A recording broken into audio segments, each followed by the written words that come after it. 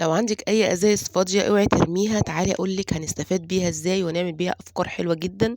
جمّعي الأزايز وهتندمي على كل إزازة رميتيها بعد كده، علشان هنستفاد منها ونعمل منها أفكار حلوة جدًا.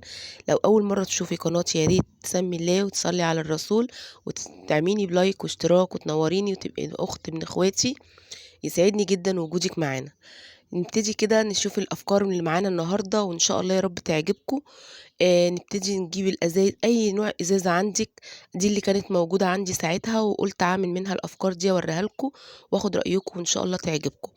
هنبتدي كده ناخُد حلق الإزازة، أي نوع إزازة عندِك مش شرط النوع دوّة، هنبتدي ناخده كده ونقصّه الحلق بالغطا كده ونسويه علشان طبعًا ما يجرحناش أو يعوّرنا، نسويه على قد ما نقدر ما نخلّيش فيه أي حاجة يعني مثلًا ليها حافية أو ليها حرف كده يعوّرنا. ونجيب أي كيس عندنا بقى طبعًا بنفتح الأكياس بتاعة المكرونة ولسان العصفور والرز والحاجات دي كلّها، وبنسيبها مفتوحة كده أو بنعملها بمشبك أو بأي حاجة، طبعًا بيبقى شكلها مش ظريف. هنا بقى هنجيب حلق الإزازة وندخّله جواه كده زي ما إحنا شايفين مع بعض، ونجيب بقى أي أستك كده أو توكة، أي حاجة عندِك هتعمليها بقى هتقفّلي بيها كده.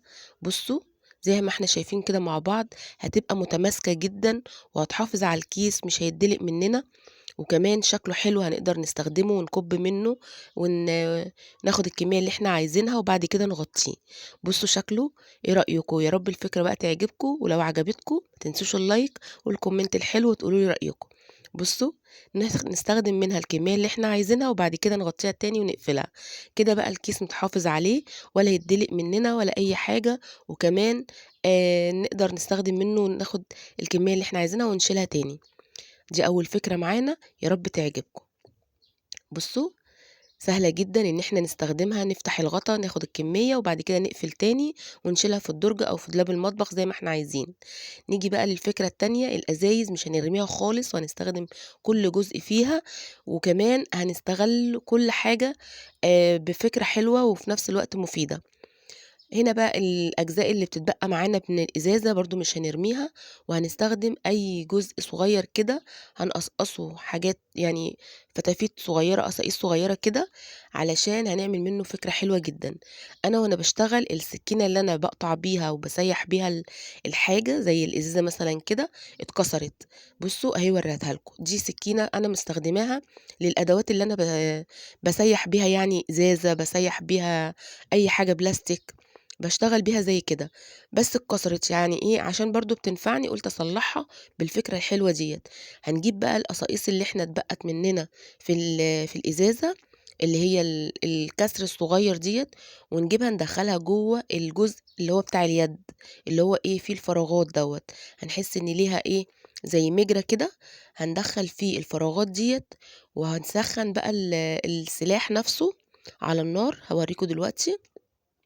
بُصّوا، هنملى الجزء بتاع الفراغات دوّة، هنملاه بالفتافيت الصغيرة من الإزازة، وهنجيب السلاح دوّة هنسخّنه على النار، وندخّلها بقى جوّه اليد بتاعة السكينة. بُصّوا، بجد يعني ماسكة جدًا، جدًا، يعني أكتر بقى من الشمع وأكتر من أي حاجة، مادة لاصقة شديدة جدًا وقوية جدًا. هتنفعِك وهتنفع يعني أي حاجة مكسورة، لمّي بقى السكاكين أي حاجة مكسورة عندِك، سكينة، مقوار، أي حاجة عايزة تتلحم أو تتصلّح، هتبتدي بقى إن أنتِ تعملي الفكرة ديّة هتنفعِك بجد. يا رب بقى الفكرة دي كمان تعجبكم، ولو لو عجبتكم ما تنسوش بقى اللايك، وتقولوا لي أنهي واحدة أحسن من التانية. هنبتدي بقى إيه، ندخّل الأجزاء الصغيرة من الإزازة زي ما قُلنا كده، هنبتدي ندخّلها جوّه الفراغات اللي في اليد بتاع السلاح السكينة، ونبتدي إن إحنا نملى الفراغات دي بالقطع الصغيرة، ونسيّح الجزء اللي هو السلاح، سلاح السكينة نفسه هنسيّحه على النار، هنسخّنه كده، ونبتدي إن إحنا ندخّل السلاح جوّه اليد، هتمسك معاها جدًا وهتبقى مادة لاصقة قوية جدًا. بصوا زي ما إحنا بنشوف كده، أنا هنا سخّنتها على النار وابتديت إن أنا أملى الفراغات ديّة. هنبتدي بقى الفكرة التانية، الفكرة اللي بعد كده وإيه، ويا رب تعجبكم. برضه هنمسك الأزايز، هناخد اللي هو الجزء الحلق بتاع الإزازة، الرقبة بتاع الإزازة دوّة، بُصّوا بقى السكينة زي ما باقول لكم كده بجد نفعاني جدًا، إن أنا باستخدم منها أي حاجة، يعني طبعًا ما نعملش سلاح المطبخ، يعني السكاكين بتاعة المطبخ يعني عشان ما تبوظش وكده، فمخلية كده حاجات مُعدات كده للاستخدامات اللي زي كده. هابتدي بقى آخد رقبة الإزازة وأعمل فكرة منها تانية برضه، هنا أي كيس مثلًا اللي هو إيه، اللي إحنا بنجيبه بقى بالمكرونات السايبة والأكياس السايبة الحاجات ديّة، ده كيس رز أخدت منه شوية وده الباقي، طبعًا بنربطه كده ونحطه في درج المطبخ أو في دولاب المطبخ زي ما إحنا متعودين نشيل حاجتنا. طبعًا ساعات بيتدلق، ساعات الرابطة بتفُك، بتبقي مستعجلة مش يعني مستعجلة إن أنتِ مش هتربطي وكده. دي بقى بُصّوا هاحط الرقبة كده وأتني عليها الإزازة، أقفّلها كده وهاستخدمها. بُصّوا بجد فكرة حلوة جدًا، هتحافظ على الكيس ما يتدلقش في المكان اللي أنتِ حاطاه فيه، الدرج مثلًا أو حاجة، درج المطبخ. بُصّوا هنستخدم منها الكمية اللي إحنا عايزينها، هتبقى سهلة إن إحنا نكُب منها وناخد الكمية اللي إحنا عايزينها، وبعد كده نقفل تاني بالغطا ونشيلها تاني. بُصّوا أهي، كده أنا أخدت الكمية مثلًا اللي أنا عايزاها، أنا باوريكم برضه إيه مثال، ونقفل بقى تاني ونشيلها مكانها في الدرج تاني أو حاجة. بُصّوا ولا هتُقع أهي، باوريها لكم إن أنا باقلبها وباجيبها أي اتجاه بتبقى محافظة عليها ما بتُقعش ولا أي حاجة، ولو عايزة تشيلي الزيادات ديّة شيليها عادي مش فارقة، لو عايزة تسيبيها براحتك. أنا قُلت أشيلها كده عشان برضه شكلها ظريف، ما تبقاش عاملة كده دوشة على الكيس أو حاجة كده منكوشة يعني ولا حاجة، عايزة تسويها كده وتخلّيها شكلها حلو يكون أفضل. عايزة تسيبيها ما فيش مشكلة، مش عاملة أي مشكلة مع الكيس، المهم إن إحنا عملنا الفكرة ونعمل الغطا دوّة. بُصّوا محافظة عليها ولو قلبتيها والّا أي حاجة ما بتدلقش، محافظة يعني قوية جدًا ومقفولة بإحكام حلو جدًا. دي بقى الفكرة برضه اللي معانا. نشوف فكرة تانية، وهنا هناخد برضه الجزء بتاع حلق الإزازة ده أو رقبة الإزازة، ونبتدي إن إحنا نقصه برضه وهنعمل بيه فكرة تانية حلوة برضه يا رب تعجبكم. يا ريت بقى لو وصلتِ لحد هنا ما تنسيش اللايك والكومنت الحلو بتاعِك، واللي ما اشتركش معانا في القناة يا ريت يشترك معانا وتنورونا وتبقوا اخوات لينا يا رب، يديمكم نعمة في حياتي إن شاء الله.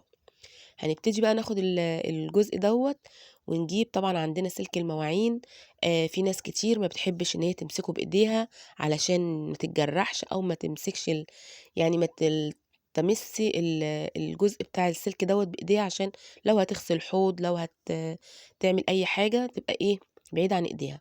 فهنا هنستخدم بقى جزء رقبة الإزازة دوّة وندخّل فيه السلك ونطلّعه الطرف التاني من الناحية التانية كده علشان نقفل عليه الغطا يبقى محكوم وم مت متماسك كده ما ينزلش من الغطا ولا أي حاجة.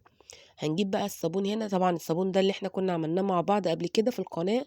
بُصّوا باوريكم إن هو خلص وهنعمل بقى إيه إن شاء الله هنعمل المرة الجاية إن شاء الله فيديو كده ونعمل مع بعض الصابون تاني. وبُصّوا باوريكم إن هو آخر حاجة في الكمية تقيل وسمكه حلو جدًا. هنا بقى هاوريكم إن هو استخدامه بُصّوا إزاي، هابتدي إن أنا أحط الليفة اللي إحنا عملناها مع بعض ديّة وهاغسل بيها وهتبقى سهلة جدًا، طريقتها حلوة وفي نفس الوقت إيدِك مش هتمسك السلك، وهتستخدمي هتغسلي اللي أنتِ عايزاه سواء حوض، سواء أطباق، سواء أي حاجة.